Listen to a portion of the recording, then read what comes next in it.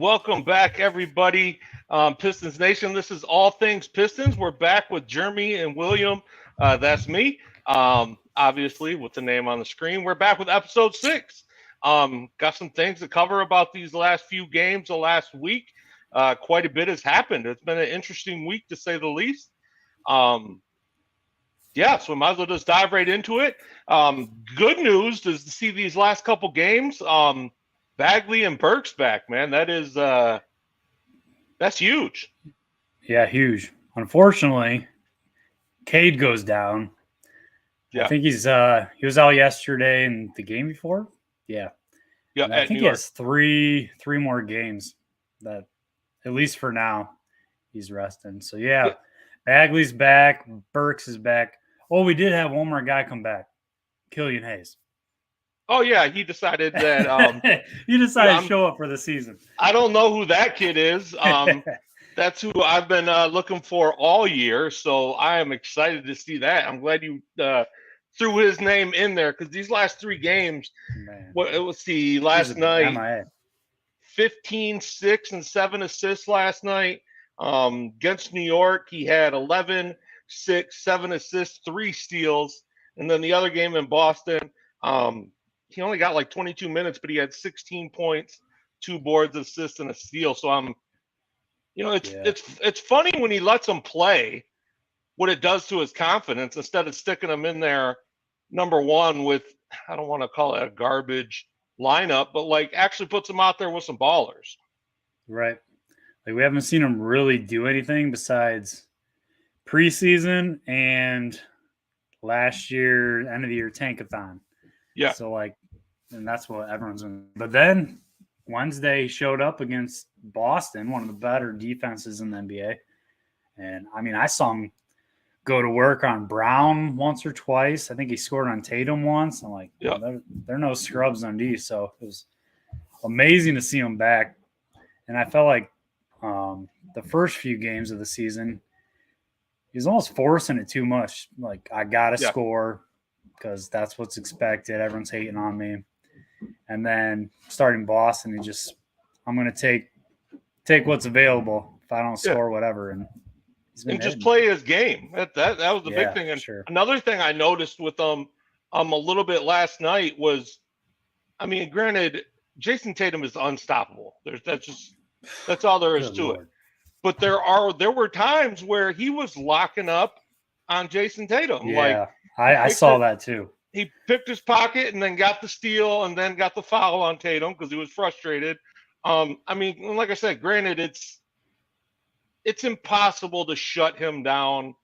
He's just one of those generational talents, right? Jason Tatum. You're going to D him up, but he's going to get his. A bad night for him is 18 to 20 points. And I'll take that all day with anybody else. So it was nice to see him locking up. And I've noticed Stu's been playing really well lately. I don't know. Some of his fouls are just, I think he already has a target on his back. So some of those touch fouls, even if it's him or not, he's getting called for. But I feel like he stepped it up the last few games as well. Yeah, he's so physical. And he does bump and push a little bit excessively, but like last night when you got smart players like Marcus Smart, dude's flopping on that. Oh yeah, he's you're not gonna get away pushing Marcus Smart even a bit. So he's just, and the announcers kept saying that too last night. They were like, of all people, if you're going against him, he's gonna sell it. And it's true. It's so true. God, it's like I'll take the dude, but I hate the dude, if that makes any sense. Yep. Take him on my team, but. So Bagley's back. Burks is back. Bagley wasn't, I think he had 4 and 4 last night. Nothing too exciting, but I didn't really expect much. No. But Burks, he's been out for a while, and he just comes back in, drops 17 points against his former team, the Knicks. I'm like, looks so smooth. This is what I've been preaching. Just wait. This guy's gonna change the bench. He's always flown under the radar. He's never been that big time guy, but he's consistent. He plays smart, plays defense. You don't leave him open. No. He's clutch too. I mean, Pistons saw that last year. a few times against us. Exactly. Yeah, and it's nice to see, it's one of those things where it sucks and it's good because we get those guys back, but they're not coming back with Cade. So Yeah, Cade's out for 4 exactly. games. So it's just like, I can't wait to see what it looks Man. like when they're all 100%. I know. I've been dying to see this bench of Duran, Bagley, Livers, or Diallo. I don't know which way Casey's going to go on that. And then Burks, Hopefully and now not that Killian's Diallo. playing good again. Young. That's a good bench. Yeah, young and balling. I mean, I hope he doesn't go Hami, but that's just my personal opinion. The team can't even spell his name right on his jersey. So, I mean, that's so I about terrible. lost it. How does that even happen? You got one job. One job. Oh, man. They thought this guy got brought up from the G League for the night. They're like, I think it's spelled like this. Like, what was his name again? Wait a minute. Who is this? That was he awesome. is. It's so funny because like you can see the athleticism with him and like what he can do and what he could possibly be, but he's so reckless, like oh man, just out of control. Too much energy, I guess. I don't know if that's the right, but he's just, taking his own players out. He's taking awful shots. Oh my. His shot is just, it's hard to watch, to be honest, but it is. And he goes hard, so you can't even. Yep. Until everyone gets back, we'll see what Casey does. I hope he plays Livers, but you never know with Casey. So yeah, I literally can't predict anything that man's ever going to do anymore. The good thing is, like, Thanksgiving won't be awkward because he let his son Kojo play and start. So he's back in the good graces. He's got to be dating a family member. There's got to be like a niece, an aunt, something that he is just a cousin. I don't get it, man. I don't understand it. And I get there's injuries, so we got to play people. We did sign Knox to a 2-year deal, so it's like, okay, you got to see what he can do. But at what point do you go, okay, well, right. Well, like, that's tough. Yeah. At least, Knox can shoot a little bit. He's kind of streaky, but there's no consistency with it. Yeah. Yeah, there's zero consistency with what he does. It's not like you literally put either one of those guys in, you're like, I don't know. Yeah. Not to jump all over the place, but I wanted to talk about Wednesday. Cade finished the game with like 4 points, but he had 0 points in the first half. Yeah. Now, I'm assuming it's because of his shin injury and he was just trying to help the team. But I wanted to say in that second quarter, like, something switched in Ivy. He's like, okay, Cade's not. Yeah. He's not here, basically. So, like, he really, like, took over the game in that second quarter. Like, I think he finished with, like, 8 rebounds that game. I think he had over 10. They was working on a triple-double. Every single possession, like, was something that resulted because of him. Like, an assist, a rebound, or a bucket. Like, he was just going off. Like, that was amazing to see.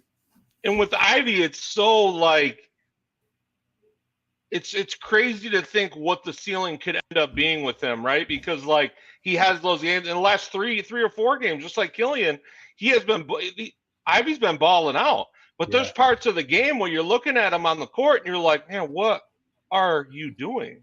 What was that? Like, what were you thinking to go into that? And that's because he's young. It's his first year adapting to the league.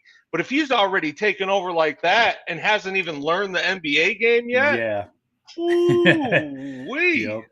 thank you, Sacramento. Now that we're live and we're on our show, I made a post the other day about this.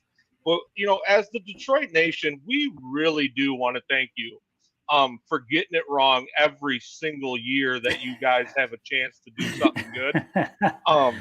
We can't thank you enough because that was one of those ones like, wow. We could have been stuck with Keegan Murray. He's on a terrible team, averaging about 3-4 points a game. I think it's like 10, but he's not starting out very hot at all. No. And unfortunately, I think that's who we might have got stuck with if they would have took Ivy. I really hope Troy Weaver has the Kings organization on his Christmas card list because he's got to send them something. Man, that's the most generous gift I've ever seen personally. Tom Goris needs to send them. You know what? Here's a gift card, and we're going to give you a free player. You can have Kojo. He's yours. We're going to gift you. We'll pay the buyout. You don't have to pay anything. He's yours. Take him, please, now. Yeah. Let's not forget. They gave us Bagley last year for Trey Lyles. I was like, man, how many favors do you owe us? They gave us Bagley for a bag of chips and a hot dog with no bun. Josh Jackson. Yeah, there you go. There's your bun. Yeah, literally. Bagley hasn't like, we only got him for 20 games last year. He played amazing.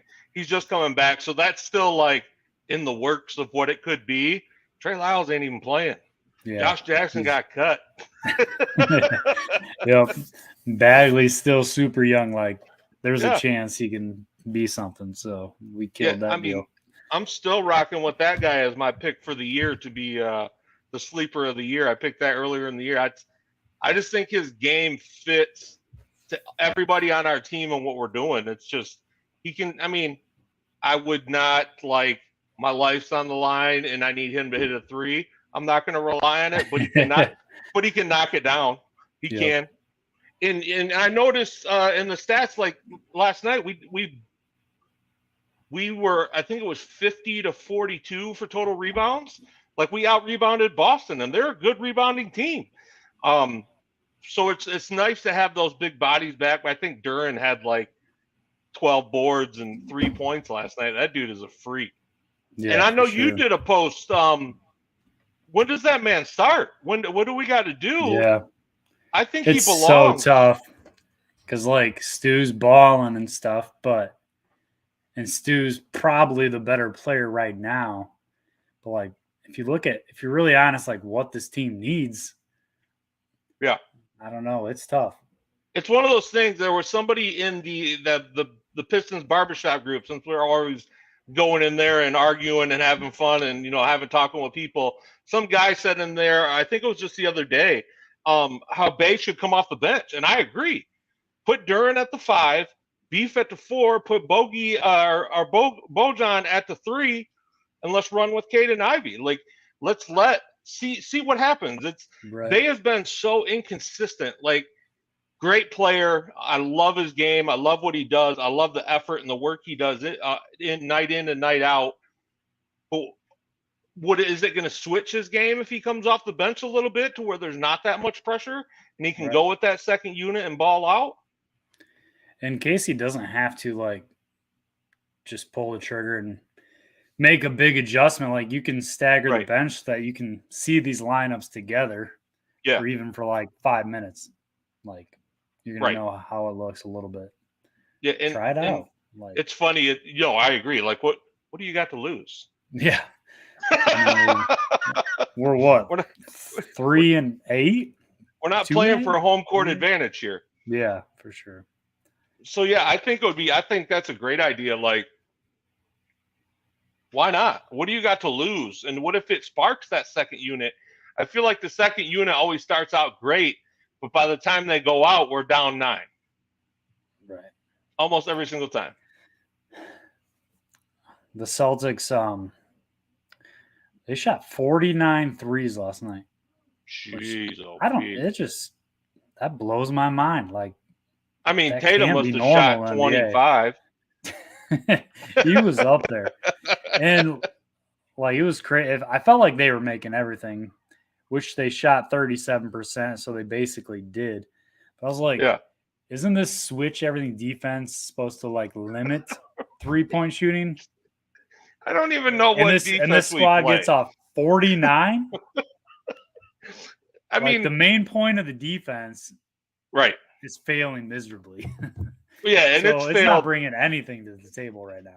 It's failed since day one. It's has not worked out. We're running a small lineup going against bigs and switching on everything and going, I don't know why they're dominating us in the paint. I don't know, because Ivy's guarding a 7-foot guy. He's 6'4". Yeah, like we were right there with them in every statistical category last night and beat them in quite a few. I mean, we even shot a better 3-point percentage. I think that's the first time I've ever said that about any team. Right. But like especially Boston. They shot 49 3-pointers. Like that's 3 3-pointers we lost by. Right. Because this defense that limits 3-pointers doesn't limit 3-pointers. It doesn't limit 3-pointers at all. Yeah, so I mean it's crazy. It's one of those things. I think we're different than more than half of the Piston fan base. I'm not burning the house down. I'm not fire sailing everybody for nothing to get, tank for Frenchie. I don't even know his name. I can't even say it. It's so early and we're so young and there's so much, even with the losses, I see so much good coming out of the team in areas of growth and getting better. And of course I came out and said, we're going to the playoffs. We're going to the playoffs. I'm going to overhype it and expect way too much, but we didn't expect anything coming into this season. For sure. It's not. We knew it was going to take a couple years with Cade up there, those other guys to develop.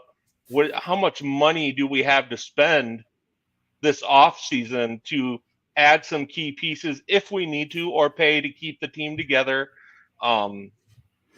It's just going to take time, and I'm excited about it. I don't care how long it takes. Man, I love this team. Like, I know we're doing bad, and we sit up here week by week and complain about some of the guys, but like, if we came out next season with this same squad, like I'd still be hyped. Like, I love this team. Yep. It is. Yep. Like the potential is so high, I think. We just got to get it together. It's the turnover. I feel like, and if you look at most games, we're right there with the best teams in all stats. But we're getting crushed in turnovers. And then the last few games we haven't been as bad, but points in the paint, we get dominated by points in the paint and turnovers.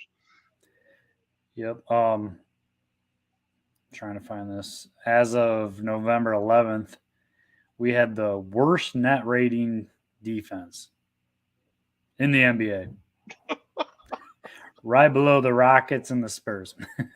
And that's bad. Yeah.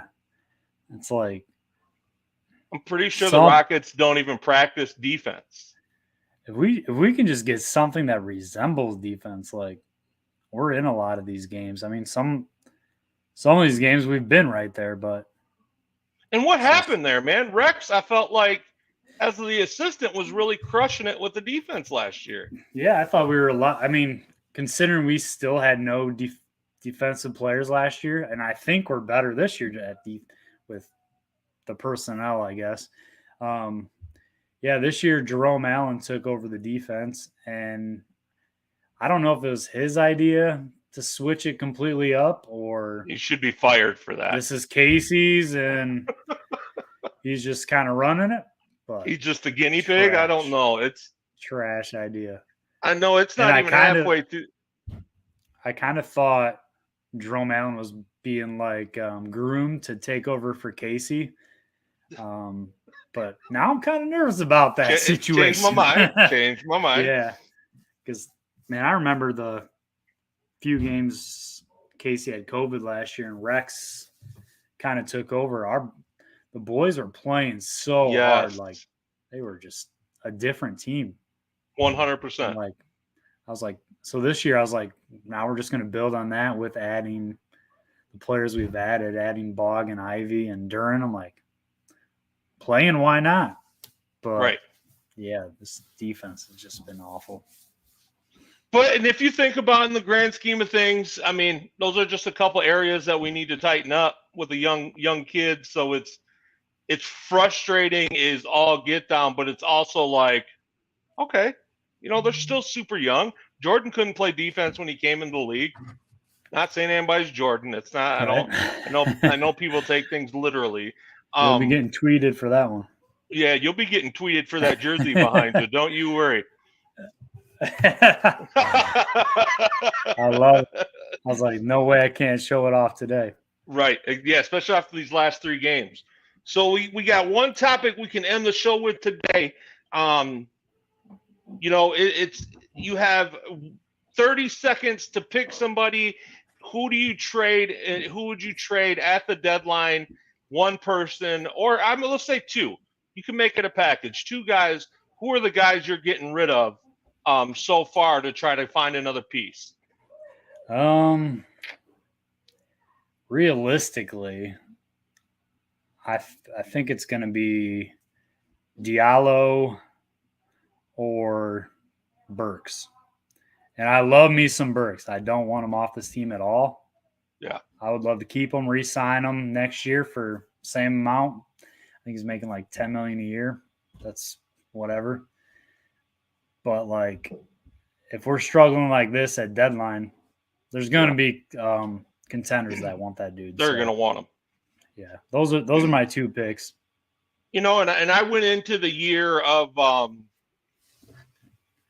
Bojan was just a rental player. We were going to trade him by the deadline, and now I feel like he fits in as Detroit can be.